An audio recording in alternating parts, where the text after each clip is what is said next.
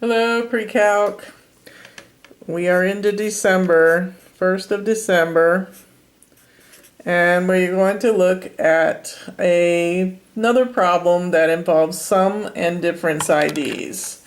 So, in order to do that, I don't want to introduce anything new until our classwork catches up to our video work. So we're looking at a problem with sum and difference IDs again, and the sum and difference IDs need to be memorized, and we'll get to that in our memory work, but anything you can do ahead of time.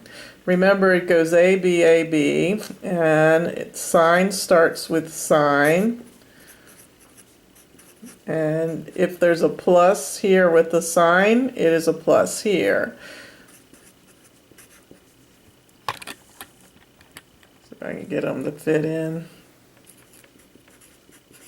Alright, so then I need sign of a difference. This is the sum, this is the difference, and it's identical except the SIGN in between the two terms. So notice the pattern AB, AB, AB, AB. Sign starts with sign, then cosine, cosine, sine. Alright, so let me go the other way. So it'll show all of them. Cosine of A plus B works differently than sine. It will start with cosine. And when cosine is plus, the expression has a negative sign in it. So it works differently. And then the cosine of a difference is the same as the sum, except for the SIGN in between. Alright, so there we have our four major ones, and then we learned about the tangent yesterday. Tangent of a sum was tangent A plus tangent B over 1 minus tan A tan B. And then we did on a U-do, we did tan A minus B. And hopefully you got the same expression with different SIGNs. Alright, where'd it go? Where'd it go?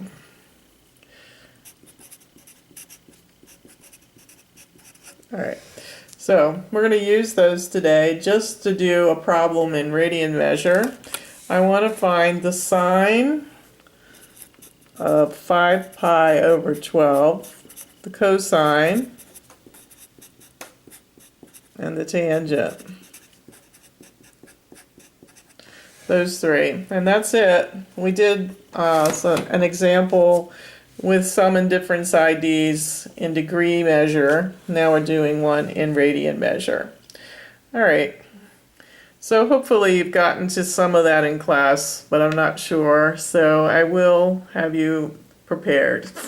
So we have to look at that list, which I don't have in front of me, but flipping back through your comp book, all the spots on the unit circle that we do know, like pi over 6, pi over 4, pi over 3, pi over 2, and on around the unit circle. We want two of those that will add up to 5 pi over 12 or subtract to give us 5 pi over 12.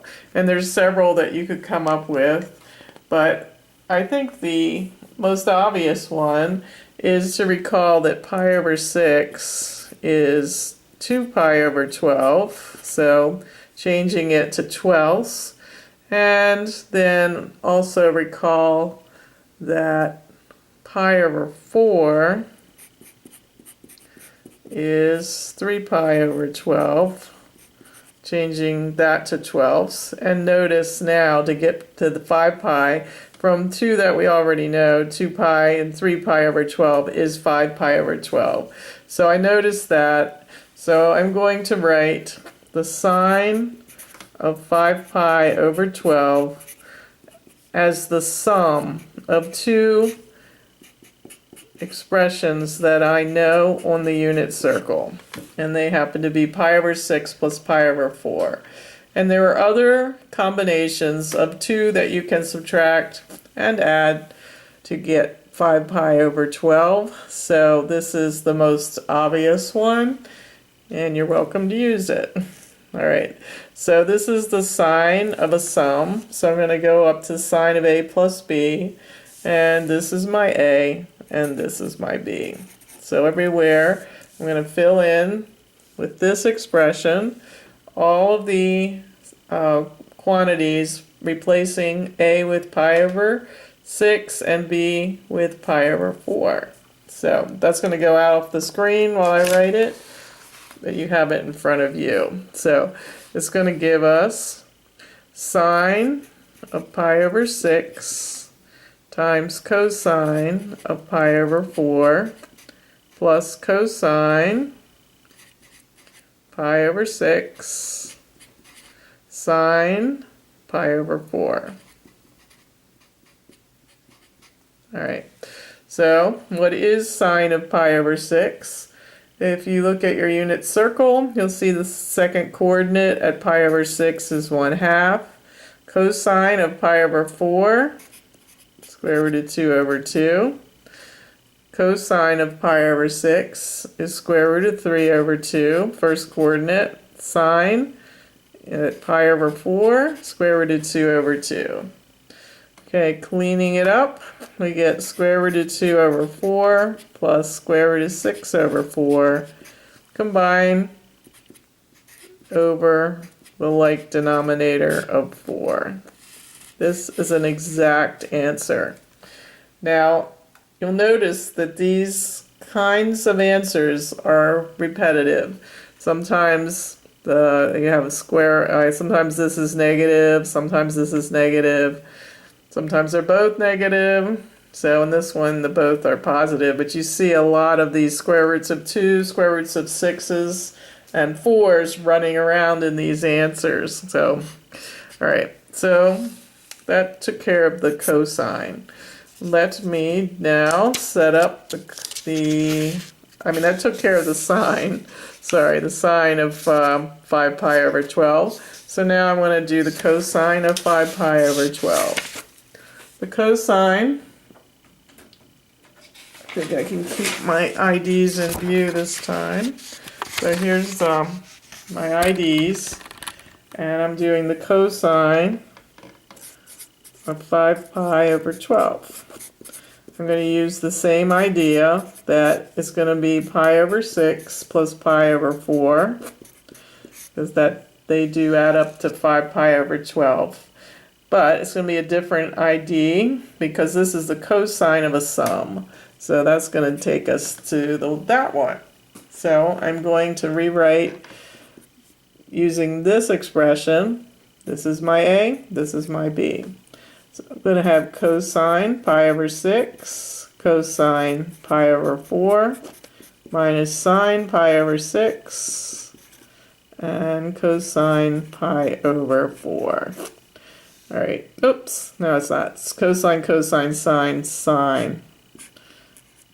All right, now I can figure those out.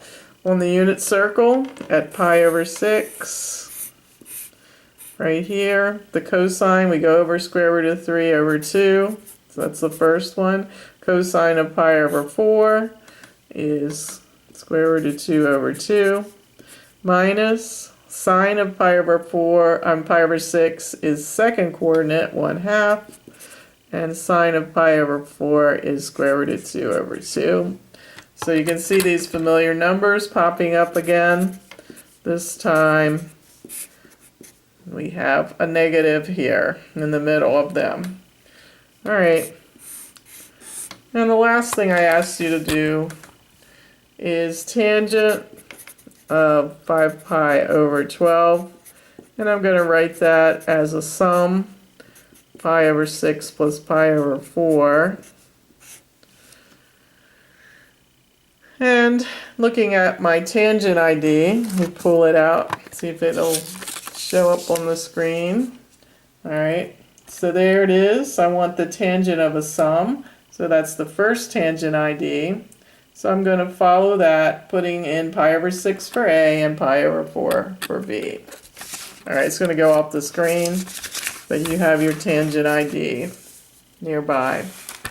So, completing that, I'm going to go tangent of pi over 6, that's my tangent A, plus tangent pi over 4, tangent B, over 1 minus tangent pi over 6, tangent pi over 4. And we just have to clean it up, substitute and clean it up.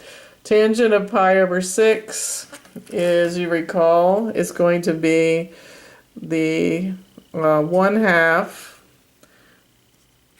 divided by square root of 3 over 2. That will give me tangent of pi over 6. The second coordinate at that spot divided by the first.